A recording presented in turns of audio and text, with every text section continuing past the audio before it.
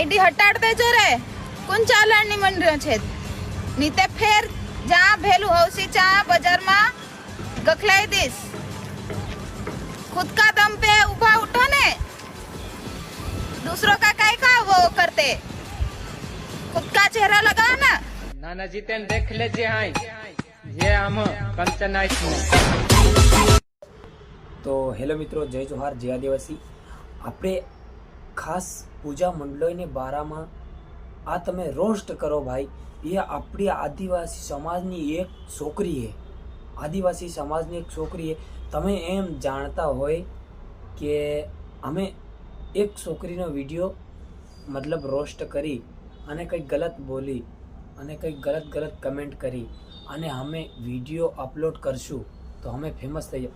ભાઈ તમે ફેમસ તો થઈ જાઓ, પણ જે આપણી આદિવાસીની છોકરી હોય ને, આપણી બેન કહેવાય, આપણી બેન મતલબ આપણી આદિવાસીની જે છોકરી છે એ આપણી બેન કહેવાય। આપણે એને રોસ્ટ કરવું જે આપણા માટે નહીં, એના આપણા દિમાગમાં શું ચાલે કે હું યુટ્યુબર બનું અને ઇન્સ્ટાગ્રામમાં ફેમસ થઈ જાઉં, વિડીયો બનાવ તો આપણા ખુદના દમ ઉપર ફેમસ થવાય, કઈનાને રોસ્ટ ન મારાય અને આપણા દમ પર જેવો વિડીયો આપણે બનાવવો હોય, ડાન્સનો હોય, કંઈક વોઇસ ઓવર કરી અને મતલબ આપણી ભાષામાં તમને કહું બોલી અને રેકોર્ડિંગ કરી કોઈ બી ડાયલોગ મારી તો પછી આપણે આ વિડીયો અપલોડ કરી દેવાય।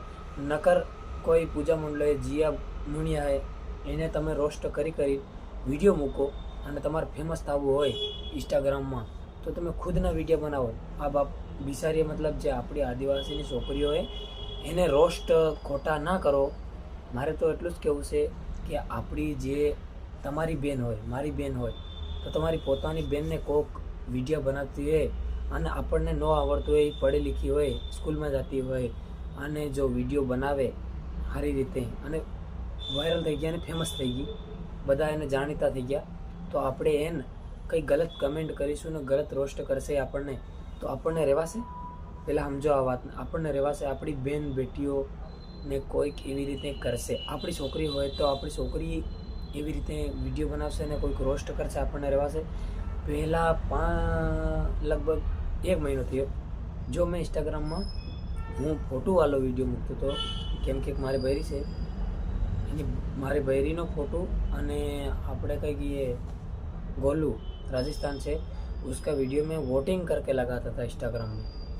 उस वीडियो में मन हूँ કરીને લગાડ્યું કેળા ખવાડી કે ભાઈ તમારે બી હવા આવે મન કેળું મૂક્યું કહો કે આવા વિડીયામાં બી રોસ્ટ કરે કે ભાઈ તમે ખોટા રોસ્ટ ના મારો, એ આપણી આદિવાસી સમાજની જ છોકરીઓ છે, એ હું કરીને ફેમસ થઈ આવે, એને મા બાપે કંઈક કરીને ફેમસ કરી આવી, પૈસા કમાવા સારું ખુદના દમ ઉપર ફેમસ થઈ રહ્યા। તમે બી ખુદના દમ પર થો।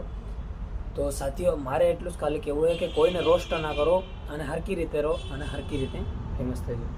તો જય જોહાર સાથીઓ, આ વિડીયો એટલો શેર કરજો કે તમારે આગળ બી પહોંચી જાય।